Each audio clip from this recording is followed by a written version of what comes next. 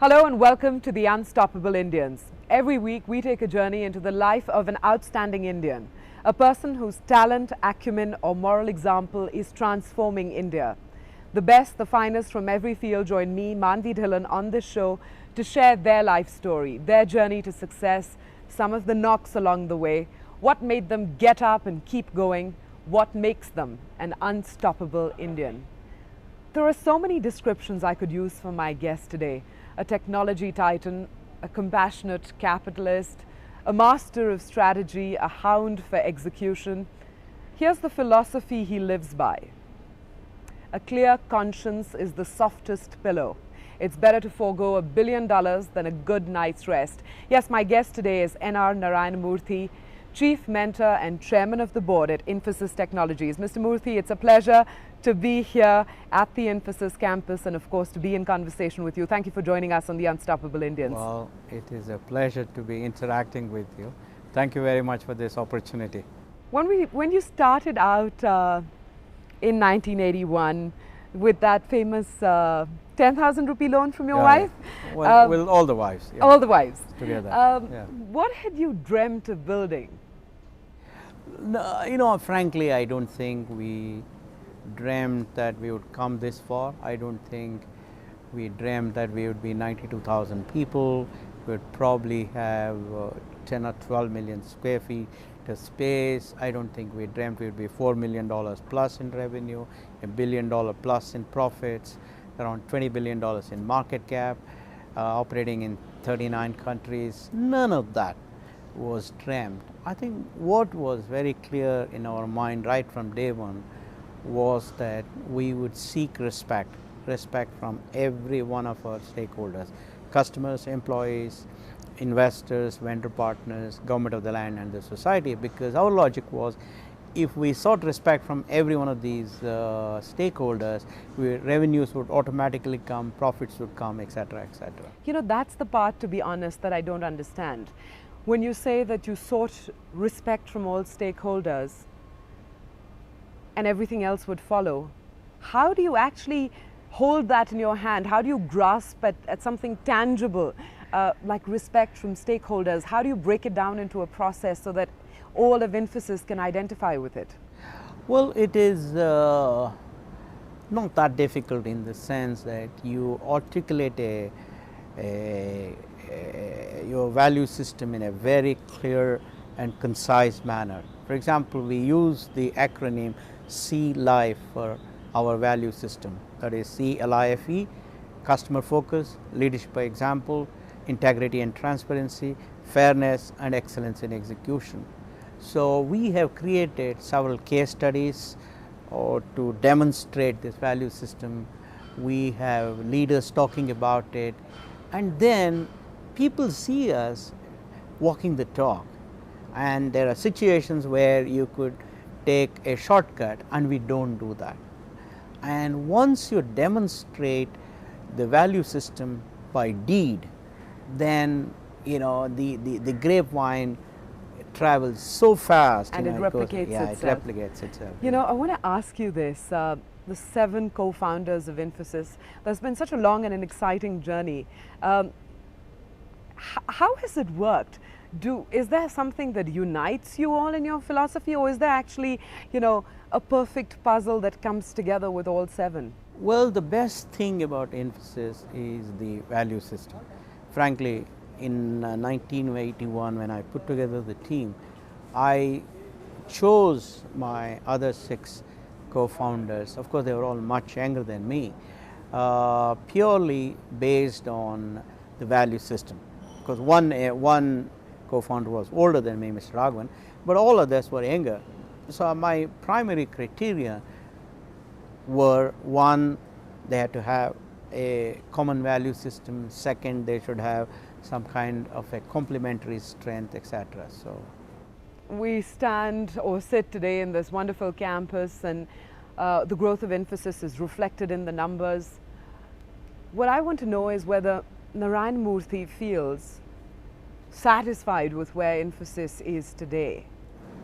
Not really, because as I often say, and in fact I said that even on the 25th year celebration of Infosys founding in Mysore, I said, we have taken the initial few steps because in my opinion, a corporation must exist for literally 100, 200 years before it can say it has arrived. So on that scale, we are still toddlers.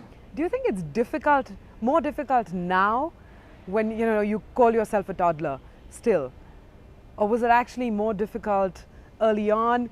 Does the level of difficulty in managing a company actually increase with scale? I don't think so.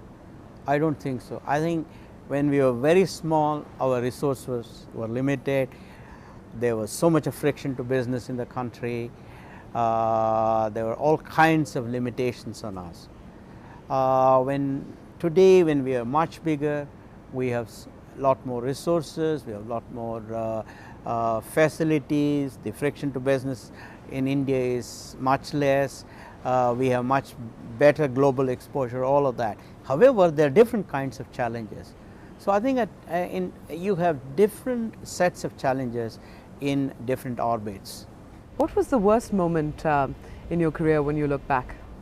Well, certainly there are many, but the one that I would remember very clearly is when we had to let go of a very important colleague of mine on the board. And that was a very difficult situation because I did like him a lot. I have a lot of respect for him even today. He's a wonderful person, very competent, all of that. But then, we had to take the decision, and many people from the industry felt that we were not doing the right thing because he was such a good person in his work. But it was a difficult decision. That would count among the most difficult decisions in your life. Definitely, in my corporate life. I believe there was also a moment in your corporate life in, I think 1990, when all of you co-founders were ready to call it a day, and there was actually an offer for $1 million. But you actually stood out and convinced everybody to go along with the idea of Infosys. Where did you find the strength at that stage to go on? Well, my view was that we had already run this marathon for about 9 years. We had made lots of sacrifices. We had already gotten used to making lots of sacrifices, living very simply. Our wives were very cooperative. They had already given up on us, and then we said from now onwards it should be easy. Why don't we continue a little bit more on this journey? So that was really, there was a lot of upside, but there's hardly any downside. And that's how I, in some way, prevailed upon my colleagues to continue this journey. One is tempted to take so many paths with you, but I do really want to get a sense of the Indian technology industry. And it's played the role of challenger. Now it's achieved a certain scale. Is it time for the challenger to get challenged? Is the challenger getting challenged? Oh yeah, definitely. I think, every day we have new issues, new problems, new challenges. There is no doubt at all. In fact, I would always say that today it's the nimble ones that eat the big ones, right? It's not really, size has value, but not as much value as it used to have 50 years ago or 30 years ago. So in that sense, certainly those corporations which use speed, imagination and excellence in execution are the ones that will survive and succeed. So it is absolutely necessary for us to come out with new ideas, new paradigms. It is necessary for us to keep our employees happy, our customers happy, our investors happy. So I don't think the ride is easy. On a scale of 1 to 10, how would you say you're faring? I would probably say 6.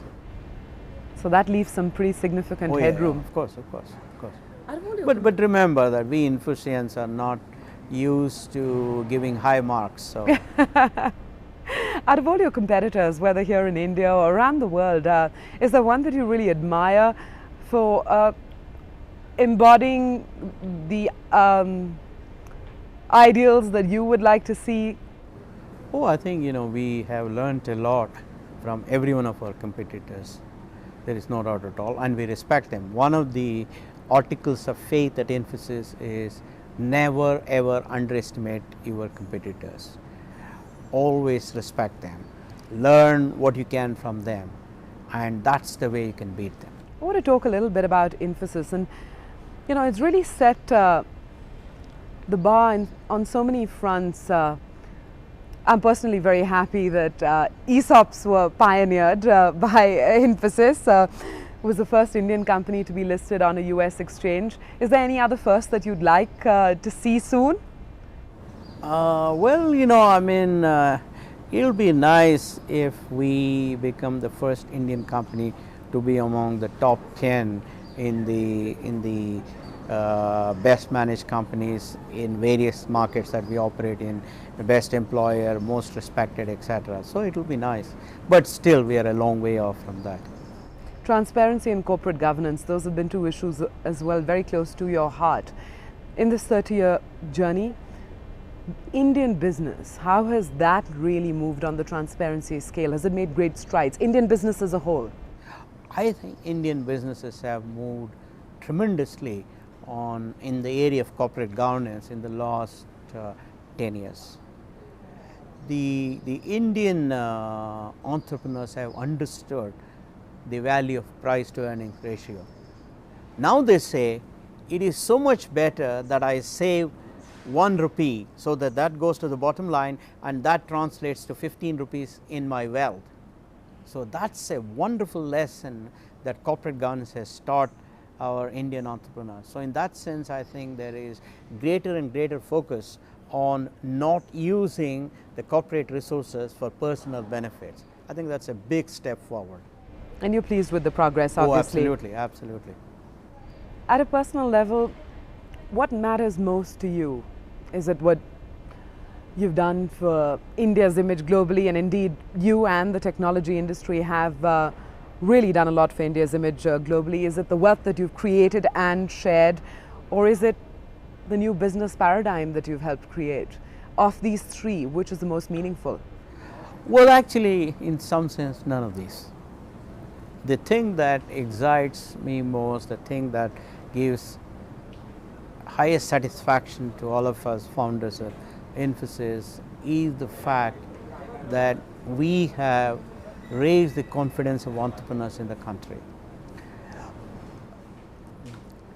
By our example, these entrepreneurs would say, if these 7 jokers could do it, we can do it better.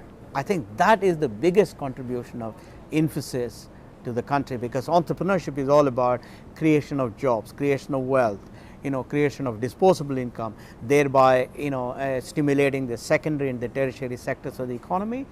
And on that count, I think Infosys has done a pretty good job.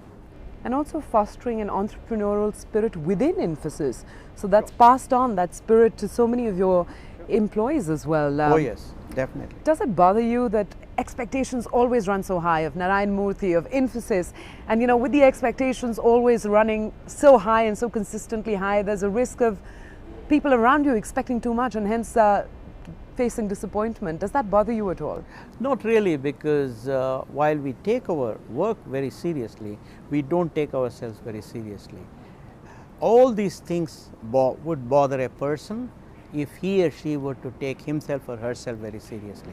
So we don't do that. And how does a corporation manage to not take itself so seriously? No, the corporation takes it seriously, but not the individuals. Not the individuals within the corporation. Absolutely.